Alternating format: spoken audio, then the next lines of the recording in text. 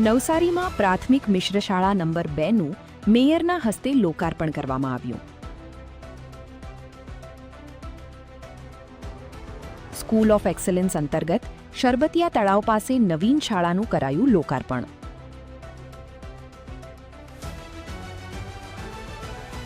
શાળાની વિદ્યાર્થીનીઓએ ધારાસભ્ય, મેયર, કમિશનરનું તિલક અને પુષ્પાંજલિથી કરી કર્યું સ્વાગત. લોકાર્પણ કાર્યક્રમમાં વિદ્યાર્થીઓ વિવિધ વેશભૂષામાં નજરે પડ્યા.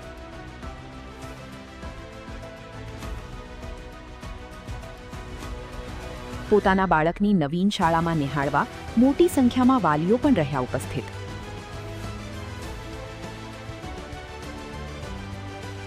નગર પ્રાથમિક શિક્ષણ સમિતિના સભ્યો, ભાજપ જિલ્લા પ્રમુખ સહિત નગરસેવકો અને મનપાના અધિકારીઓ પણ કાર્યક્રમમાં ઉપસ્થિત રહ્યા.